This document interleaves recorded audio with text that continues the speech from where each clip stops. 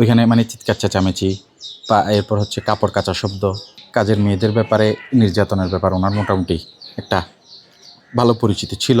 পুলিশের সুরতাল করছে ওইখানে আছে, ওটা মৃত্যু নিয়ে গেছে এখান থেকে। তো মৃত্যুটা যে এখানে ও বাসায় হলো তিনতলার মধ্যে, এখানে কেউ জানে না কেন এলাকার মানুষ। ওর বাসায় মানে অনেক কাজের মেয়ে ছিল আগেও, এরও সবাই ভুক্তভোগী। গড়তো না বাসার গড়তো মাঝের গড়তো। 30 তারিখ রাতে আমরা এখানে কিছু রক্ত মাখা কাপড় চোপড় দেখছিলাম। দুর্ভাগ্যজনক হলো সত্য যে যেখানে ওই মেয়েটি মারা গেছে, বাসাটি এখানে যেখানে ভিডিও করা হচ্ছে পেছনেই যে দ্বিতীয় তলায় যে ব্যালকনিটা দেখা যাচ্ছে, এই মুহূর্তে বাসাটা খালি। আমি যতটুকু জানতাম সেটা হচ্ছে অনেক রাত বিরাতে আসলে মেয়েটার ওইখানে মানে চিৎকার চেঁচামেচি বা এরপর হচ্ছে কাপড় কাচা শব্দ, মানে যেগুলো আসলে খুব একটা বেশি নর্মাল না। যেমন এখন খুব ঠান্ডা পড়ছে, এই সময় তো আসলে মানুষ কাজের মেয়েদেরকেও দিয়েও মোটামুটি রাতের বেলায় এই পানির কাজকর্ম করায় না, আমরা যতটুকু জানি, বা ওইটাই মানবিকতা। কিন্তু এগুলো হরহামেশা আমরা শুনতাম, দেখতাম, এবং এই মোটামুটি এলাকাতে কাজের মেয়েদের ব্যাপারে নির্যাতনের ব্যাপার ওনার মোটামুটি একটা ভালো পরিচিতি ছিল। তথাপি যেহেতু উনি প্রাইমারি স্কুলের একজন শিক্ষিকা এবং ওনার হাজব্যান্ডও প্রাইমারি স্কুলের শিক্ষক, সেই সুবাদে ওনারা দীর্ঘদিন ধরে থেকে আসছেন সুবাদে আমি পার্শ্ববর্তী হিসেবে ওইটাই জানতাম।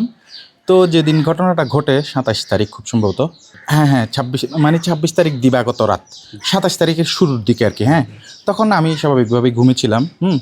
তো পরদিন সকালে যখন আমি ঘুম থেকে উঠি, যে বিট টিমের পূর্ব পাশের বাসায় আমার, আর এই এলাকায় আমার প্রতিষ্ঠান আছে। আমি গত মাসের 1 তারিখে এই বাসা ওখানে উপজেলা নিয়ে গেছি, কিন্তু আমার প্রতিষ্ঠানে কোনো এলাকা রয়ে গেছে। আমি প্রতিদিন সারাদিন এখানেই থাকি। তো বিট টিম যিনি যে মেয়েটা মারা গেছে, ও মেয়েটাকে ম্যাডাম লাইলা ম্যাডাম, ওনার সাথে আমাদের কোনো আত্মীয় স্বজন না, ওনার সাথে আমাদের কোনো পূর্বশত্রু আমি এখানে। আমার কথা হলো যে বিট টিমটা মারা গেছে, কাজের মেয়েটা, ওই মেয়েটা অসহায়, ওর কোনো মা বাবা নাই আমাদের জানা মতো, এবং ওদের কোনো আত্মীয় স্বজনের নম্বর আমাদের কাছে নেই, আছে শুধু ম্যাডামের কাছ থেকে। এখন এলাকার মানুষের একটা কথা, তো এখানে শুধু আমার কথা না, এখানে সবার কথা।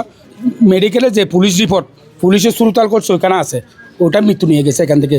তো মৃত্যুটা যে এখানে ও বাসায় হলো তিনতলার মধ্যে, এখানে কেউ জানে না কেন এলাকার মানুষ। 7 দিন হলো 8 দিন হলো কেউ জানে না। এখন 7 দিন পরে সবাই জানতে পারে যে কি এই মারা গেছে, মেয়েটা মারা গেছে, আমরা দাফন করে ফেলছি, ম্যাডামে সবাই বলছে। তো ম্যাডামে যে একটা কাজের মেয়ে মারা গেছে অসুস্থ হয়ে, ওটার সাথে সাথে মানুষদেরকে বললো না কেন? দ্বিতীয় কথা হলো যে আমরা ওই মেয়েটা যে কাপড়গুলো গায়ে দিয়ে এখানে হাঁটাহাঁটি করতো, এলাকার সব মেয়েরাই জানে, ওই সেম কাপড় আমরা ওইখানে কক কালার মাঠে ওইদিকে একটা বাউন্ডারির ভিতরে পাইছি। অলরেডি একটা কাপড় এখানে আছে, আর কয়েকটা কাপড় পুড়ে ফেলছে, ওইটা সাইতাই এগুলো কোনো আছে। ওর বাসায় মানে অনেক কাজের মেয়ে ছিল আগেও, মেবি আমার জানার সাথে এর আগেও 2জন ছিল, এরও সবাই ভুক্তভোগী। এখন যে ঘটনাটা হয়েছে, যে একটা মৃত্যুর ঘটনা হয়েছে, একটা মার্ডারের যেটা কথা উঠে আসতেছে, ওই মেয়েটা ওর বাসায় দীর্ঘদিন ধরে ছিল। বিগত আমার জানার সাথে 4-5 বছর হবে ওর বাসায় ছিল আর কি। তো এখন আমরা জানতাম না, এই ঘটনাটা জানতাম না যে এখানে একটা এরকম মৃত্যু, এরকম মার্ডার হয়েছে, এটা আমরা জানতাম না। এটা ঘটনা হওয়ার প্রায় সপ্তাহখানেক পর আমরা এলাকাবাসী জানতে পারছি যে ওই নায়রা বলে যে ওর বাসায় একটা কাজের মেয়ে মারা গেছে। তো পর আমরা এই সূত্রে জানতে পারলাম যে আসলে একটা মার্ডার। তবে এলাকাবাসী সবাই জানে। ওই মেয়েকে আপনি জিজ্ঞেস করলে, এখানে এলাকাবাসী জিজ্ঞেস করলে জানতে পারবেন যে খুব মারধর করতো, রাতের 2টা-3টা, এমন কোনো সময় নেই তাকে কাজ করাইতো না, এবং মারধরের খুব একটা বাজে অবস্থা ছিল। মানে ওই যে বাসায় থাকতো বদি আলমের বাসায়, ওর বাসার নিচ তলায় যে বাড়িগুলো থাকতো, তারা বলতো আর কি, ভাই গভীর রাতে 2টা-3টার দিকে আমরা খুব আওয়াজ শুনতাম এখানে, মানে মারধর আওয়াজ শুনতাম। তো পরে জানতে পারলাম যে ওইখানে একটা কাজের মেয়ে থাকে, ওই যে নায়রা ম্যাডাম বলে যে ওর বাসায়, ওখানে খুব হ্যারাসমেন্ট করে। তো বিষয়টা আমরাও জানতাম। ওই মেয়েটা, যে কাজের মেয়েটা যার মৃত্যুর খবর আমরা পাচ্ছি, যে মেয়েটা মারা গেছে, ওই মেয়েটা মূলত বাসা থেকে বের হতো যে কোনোদিন ওই যে কি বলে মাস্ক ছাড়া বের হতো না।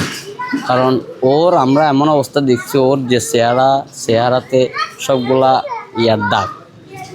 এরপরে যখন আমরা জানতে পারলাম যে আসলে এখানে ঘটনাটা হলো বিগত আপনার 26 তারিখ সন্ধ্যা 8টা-8:30 নাগাদের ঘটনা, এখান থেকে নিয়ে গেছে। আমরা জানতাম না যে এখানে একটা মার্ডার হয়েছে, যে ওকে এখান থেকে নিয়ে গেছে। কখন নিয়ে গেছে এলাকাবাসী আমরা কেউ জানতাম না।